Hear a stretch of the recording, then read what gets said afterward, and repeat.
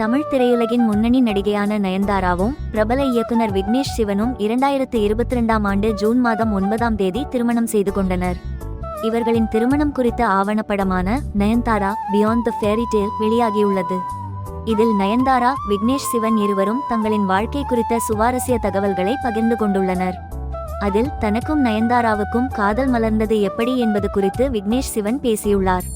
அதன்படி நயன்தாரா தான் தன்னை முதலில் காதலித்ததாக விக்னேஷ் சிவன் வெளிப்படுத்தியுள்ளார். அதில் நயன்தாரா தான் என்னை முதலில் காதலிப்பதாக சொன்னார். அவரை மேடம் என்றே அழைத்து வந்தேன். அவரின் பெயரை கூறி அழைப்பது கூட எனக்கு சங்கடமாக இருந்தது. நானும் நயன்தாராவும் காதலிப்பதை தெரிந்த பலரும் உளுந்தூர்பேட்டை நாய்க்கு நாகூர் பிரியாணியா என்றெல்லாம் கேலி பேசி மீம்ஸ் பதிவிட்டனர். அதாவது என்னை போன்ற சாதாரண மனிதருக்கு சூப்பர் ஸ்டாரான நயன்தாரா கிடைப்பதா என்கிற ரீதியில் பலரும் எங்களின் காதலை விமர்சித்தனர். ஏன் உளுந்தூர்பேட்டை நாய்க்கு நாகூர் பிரியாணி கிடைக்கக்கூடாதா? என்னை போன்ற ஒருவனை நயன்தாரா காதலித்தது இப்போது வரை எனக்கு ஆச்சரியமாகவே உள்ளது. நயன்தாரா போன்ற ஒருவர் என் வாழ்க்கையில் வருவார் என நான் நினைத்து கூட பார்த்தது இல்லை.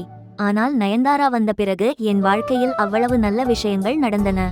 அந்த தருணங்களில் சாதாரண பஸ் கண்டக்டராக இருந்து தமிழ் சினிமாவில் சூப்பர் ஸ்டாராக உயர்ந்த ரஜினி சாரை தான் மனதுக்குள் நினைத்துக் கொள்வேன்.